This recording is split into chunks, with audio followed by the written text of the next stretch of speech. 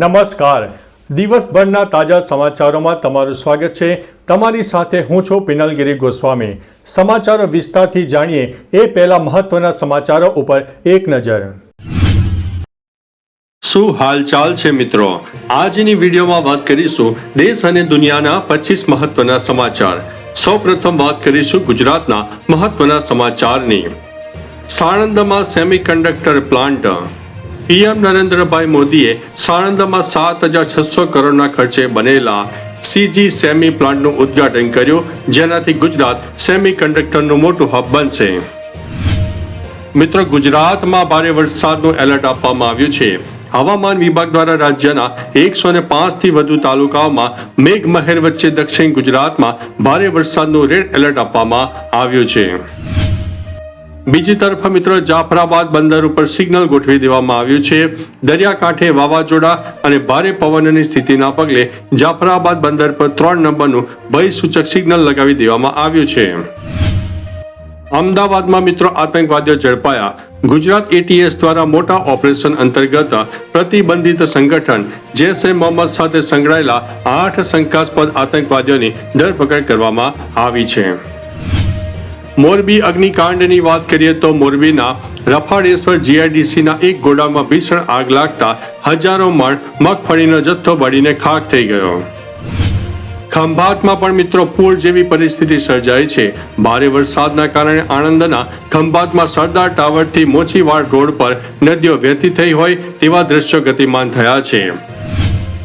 ડાંગમાં પણ મિત્રો ગીરા ધોધનું રૌદ્ર સ્વરૂપ જોવા મળ્યું. ડાંગ અને વઘઈ પંથકમાં અંડાધાર વરસાદના કારણે પ્રખ્યાત ગીરા ધોધ તેના પૂરા વેગ અને રૌદ્ર સ્વરૂપમાં ખીલી ઉઠ્યો છે.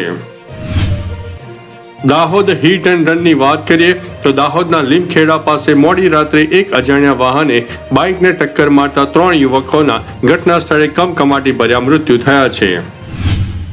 ભીલાડ વલસાડ હાઈવે ઉપર ટ્રાફિક. ભારે વરસાદ અને પાણી ભરાવાના કારણે દક્ષિણ ગુજરાતના મુખ્ય માર્ગો ઉપર વાહન વ્યવહારને ભારે અસર પહોંચી છે. કચ્છમાં મિત્રો ડિમોલિશન.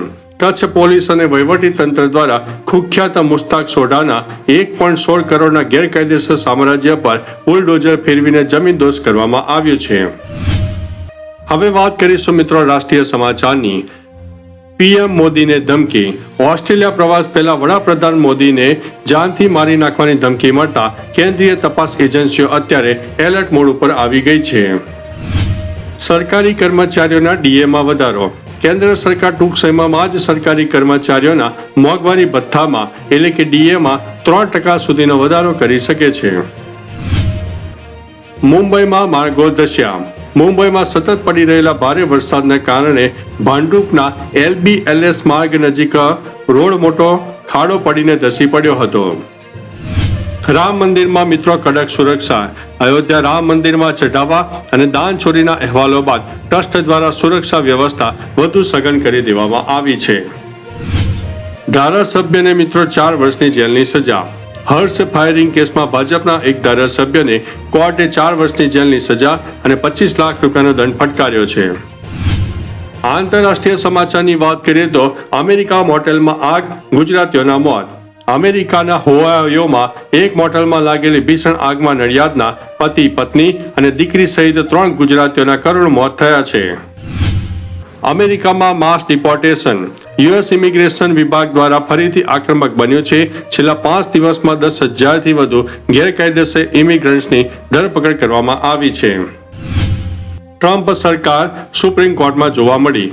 ગેરકાયદેસર રીતે રહેતા વિદેશીઓને બોન્ડ ન મળે તે સુનિશ્ચિત કરવા માટે ટ્રમ્પ વહીવટી તંત્ર અમેરિકાની સુપ્રીમ કોર્ટે પહોંચી ગયું છે. બર્થ રાઇટ સિટીઝનશીપ ઉપર ફેસલો. યુએસ સુપ્રીમ કોર્ટે ટ્રમ્પ સરકારને આંચકો આપતા બર્થ રાઇટ સિટીઝનશીપ એટલે કે અમેરિકામાં જન્મતાની સાથે મળતી નાગરિકતા યથાવત રાખવાનો આદેશ આપી દીધો છે. અમેરિકામાં મીઠો હીટવેવની પરિસ્થિતિ સર્જાઈ છે. ન્યુયોર્ક અને શિકાગો સહિતના અમેરિકાના અનેક રાજ્યોમાં કાળઝાળ ગરમી અને હીટવેવની જોરદાર કટોકટી સર્જાઈ છે. હવે વાત કરીશું બિઝનેસ અને ટેકનોલોજીની. સોનાના ભાવમાં ઘટાડો. વૈશ્વિક બજારના દબાણ વચ્ચે સ્થાનિક બજારોમાં આજે સોના અને ચાંદીના ભાવમાં મોટો ઘટાડો નોંધાયો છે. ડોલર સામે સોનાનો ક્રેઝ. વિશ્વની મધ્યસ્થ બેંકોનો હવે અમેરિકી ડોલર પરથી વિશ્વાસ ઘટી રહ્યો છે અને તેઓ સોના અનામત વધારી રહ્યા છે. આયુષ્યમાન સારથી ચેટબોટ. કેન્દ્ર સરકાર દ્વારા દર્દીઓની સહાયતા અને આયુષ્યમાન કાર્ડની માહિતી માટે AI આધારિત આયુષ્યમાન સારથી ચેટબોટ લોન્ચ કરવામાં આવ્યું છે. નવી આધાર એપ્લિકેશન લોન્ચ. UIDAI દ્વારા વધુ સિક્યુરિટી ફીચર્સ સાથેની નવી આધાર એપ્લિકેશન લોન્ચ કરવામાં આવી છે, જે લોકોને ત્વરિત ડાઉનલોડ કરવા માટે જણાવવામાં આવ્યું છે. અને અંતે બાયનાન્સમાં મોટો ફેરફાર. વિશ્વના સૌથી મોટા ક્રિપ્ટો એક્સચેન્જર બાયનાન્સના યુઝર્સ 300 મિલિયન નજીક પહોંચતા યી હે ને કંપનીના નવા co-CEO બનાવવામાં આવ્યા છે. તો ચાલો મિત્રો, ફરીથી દેશ અને દુનિયાના સુપરફાસ્ટ સમાચાર લઈને મળતા રહીશું. ત્યાં સુધી અમને રજા આપશો. નમસ્તે.